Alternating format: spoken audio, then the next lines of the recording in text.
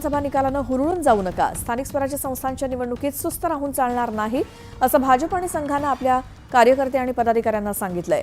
महापालिका निवडणुकांसाठी भाजपसोबतच संघ दक्ष आहे आणि विधानसभा जिंकताच स्थानिक स्वराज्य संस्थांच्या निवडणुकांची तयारी सुरू झाली आहे। भाजपसोबतच राष्ट्रीय स्वयंसेवक संघ सुद्धा मैदानात उतरणार आहे आणि संघ परिवाराच्या संघटनांकडून आता मोर्चे बांधणीला सुरुवात झाली आहे।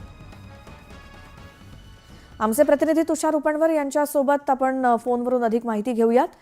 तुषार, विधानसभा झाल्या, आता स्थानिक स्वराज्य संस्था निवडणुकांचं मिशन भाजपसोबतच संघाचं देखील असणार आहे, काय विशेष तयारी त्यासाठी? श्वेता, आपण जर पाहिलं असेल तर विधानसभा निवडणुकीमध्ये भाजपला घवघवीत यश मिळताना पाहायला मिळत आहे।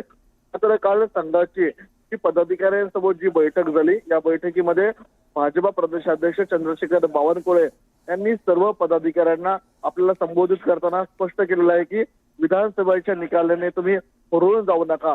आपल्या समोर आता स्थानिक स्वराज्य संस्थांच्या निवडणुका आहेत, त्यामुळे स्थानिक स्वराज्य संस्थांच्या निवडणुकांमध्ये देखील आपल्याला तितक्याच ताकदीने आपल्याला काम करायचं आहे। कारण की मुंबई असेल, पुणे असेल, नाशिक असेल, नाशिक महानगरपालिका असेल, त्या सर्व प्रमुख महानगरपालिका आहेत।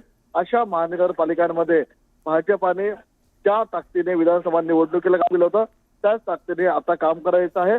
या बैठकीला प्रदेशाध्यक्ष चंद्रशेखर बावनकुळे आणि संघाचे प्रमुख सर्व पदाधिकारी उपस्थित असल्याचं आपल्याला पाहायला मिळत आहे। तुषार, या सगळ्या माहितीसाठी धन्यवाद।